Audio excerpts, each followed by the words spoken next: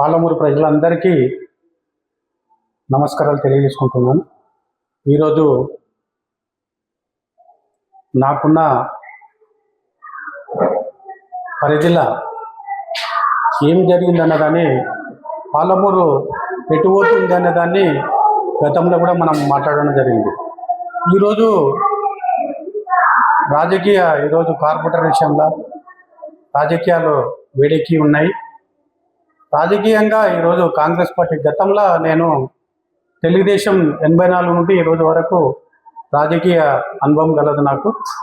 మరి నేను సర్పంచ్గా, ఉప సర్పంచ్గా, యువజన సంఘ సభ్యునిగా యువజన సంఘాలు ఏర్పాటు చేయడము, మహిళా మండలిలు ఏర్పాటు చేయడము, ఇక్కడ ఉన్న వ్యవస్థల అన్ని కార్యక్రమాలు ఏర్పాటు చేయడం జరిగింది. మరి అందరిలో చైతన్యంగా వాళ్ళతో పాటు నేను వండుకుంటూ కార్మిక నాయకునిగా ఎన్నో అనుభవాలు అన్నీ ఇక్కడ నాకు ఉన్నాయి. ఈరోజు పార్టీలకు, కాంగ్రెస్ పార్టీలో కూడా నేను 2013కి వెళ్ళి ఇప్పటి వరకు నేను కాంగ్రెస్ పార్టీలోనే ఉన్నా. మరి కాంగ్రెస్ పార్టీ ఈరోజు నేను ఒక 9 మొత్తం 4 వార్డులు మనం అడగడం జరిగింది. అన్ని వాళ్లకు నాకు సంబంధాలు ఉన్నాయి. మొదటి వాడు దాన్ని కూడా నేను అప్లికేషన్ వేయడం జరిగింది. మరి 19 వార్డు కూడా నేను నా సతీమణి వేయడం జరిగింది. మరి అది మహిళా రిజర్వేషన్ కావడం వలన మరి మా సతీమణి వేయడం జరిగింది. రెండవ విషయానికి వస్తే మూనప్పగుట్ట కూడా మనం వేయడం జరిగింది, 36 వార్డు కూడా. మరి ఇవన్నిటిని దృష్టిలో పెట్టుకొని మనకు అన్నిట్లా ప్రాధాన్యత ఉంది, అందరితో సత్సంబంధాలు ఉన్నాయి. కాబట్టి నేను పోటీ చేయడానికి 19 వార్డును టికెట్ను ఆశించే వాళ్ళ దాంట్లో మా సతీమణి ఆశించింది. మరి ఆ టికెట్ విషయంలో చాలా కాలంగా, దాదాపు మనను ఒక 10 రోజుల నుండి చాలా రకాలుగా కాంగ్రెస్ పార్టీ వాళ్ళు ఇబ్బందిగా గురి చేస్తున్నారు. ఎందుకంటే నేను కాంగ్రెస్ పార్టీలో నేను సర్పంచ్గా చేయడం జరిగింది. మరి సింగిల్ విండో వైస్ చైర్మన్గా చేసినాను. గతంలో సింగిల్ విండోను కూడా పూర్తి స్థాయిలో దాదాపు ఒక 5 లక్షల రూపాయల వ్యవధితోన మొత్తం సభ్యత్వాలు ఏర్పాటు చేసి సింగిల్ విండో వ్యవస్థను మంచిగా చేయాలన్న ఉద్దేశంతోన మరి ఆ కార్యక్రమాలన్నీ నేను చేయడం జరిగింది. మరి ఈరోజు కాంగ్రెస్ పార్టీ తరపు నుండి చేయడం జరిగింది. కొంతమంది దుర్మార్గమైన ఆలోచనతోన అప్పుడున్న పార్టీలు నన్ను చైర్మన్ కాకుండా, నేను కాంగ్రెస్ పార్టీ అన్న ఉద్దేశంతోన నన్ను చైర్మన్ కాకుండా చేసిండ్రు ఆ రోజు.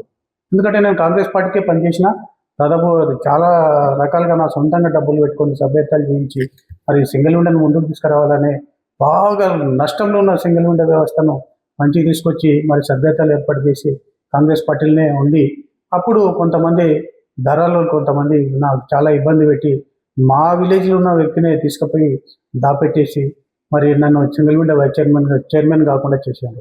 రెండో విషయానికి వస్తే మొన్నటి ఎలక్షన్లో కూడా నేను సింగిల్ విండో వైస్ చైర్మన్గా, మరి నేను కాంగ్రెస్ పార్టీ అనే నన్ను నిర్లక్ష్యం చేసి మళ్ళీ కాంగ్రెస్ పార్టీ అనే వ్యక్తిని అని చెప్పి నాకు మొన్న ఇవ్వకుండా మంత్రి గారు కూడా మరి వేరేలను పార్టీకి సంబంధించిన వ్యక్తిని ఇవ్వడం జరిగింది.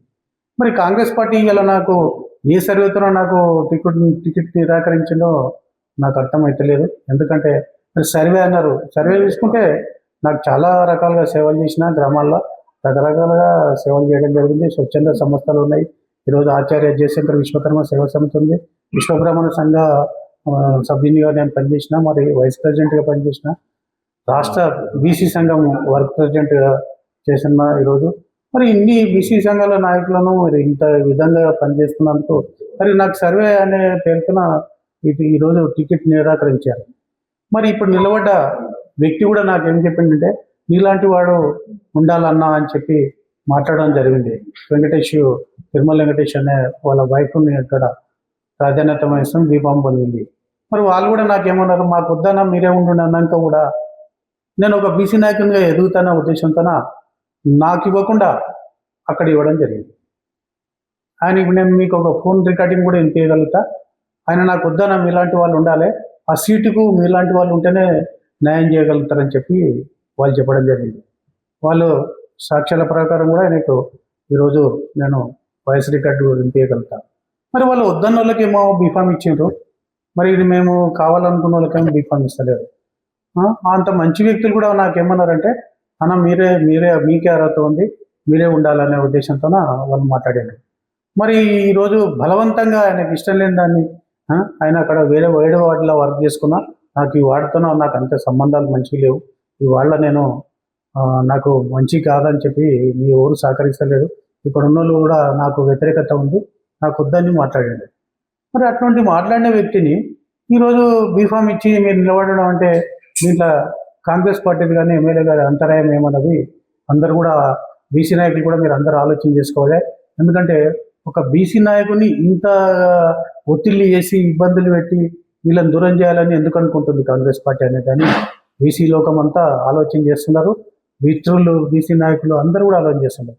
ఎందుకంటే కాంగ్రెస్ పార్టీలో ఎలాంటి మచ్చ లేకుండా ఎలాంటి ఇది లేకుండా నేను ఉన్నా. మరి ఈరోజు కాంగ్రెస్ పార్టీని ఎందుకు విస్తరిస్తుందన్నది మీరు అందరూ కూడా ఆలోచన చేసుకోవాలి, బీసీ నాయకులు అందరూ కూడా.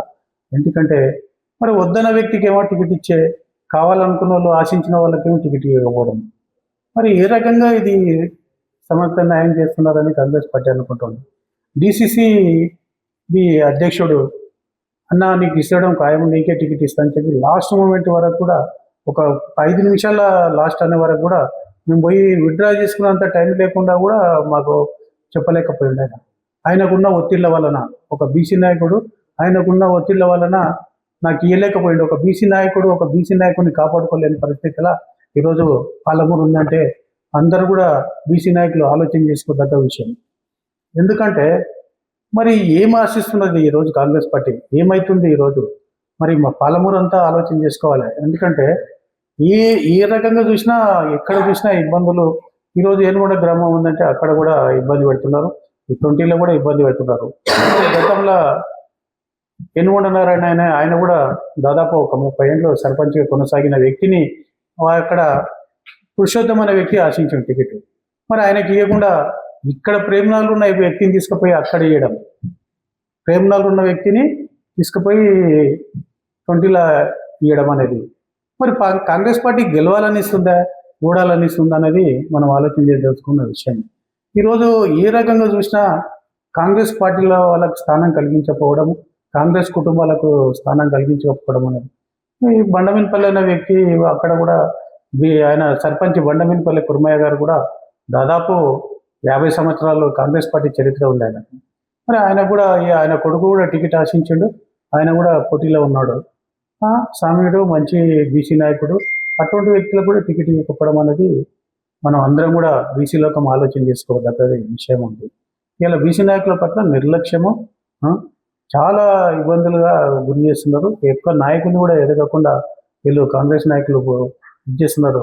ఒక రెడ్డిలు ఉన్నారు కాబట్టి, ఒక ఎమ్మెల్యే ఉన్నారు కాబట్టి ఈరోజు బీసీలను ఎదగకుండా ప్రయత్నం చేస్తున్నారు. వీళ్ళు ఈ విధిగిన మార్చుకోకపోతే సరైన బుద్ధి చెప్తారు బీసీ నాయకులు అందరూ కలిసి.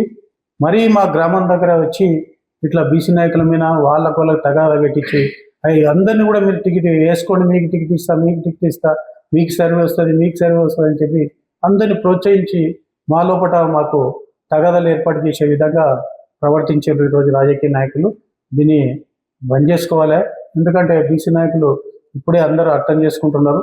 రేపటి నుండి కూడా నేను బీసీ నాయకులతో చర్చలు జరుపుతాం, బీసీ సంఘాల మీటింగ్లు ఏర్పాటు చేస్తాం, అందరికి కూడా అవగాహన సదస్సులు ఏర్పాటు చేసి మరి బీసీ లోకాన్ని కాపాడతామని చెప్పి నేను పత్రిక ముఖంగా ఈ ప్రింట్ మీడియా దానికి తెలియడం జరుగుతుంది.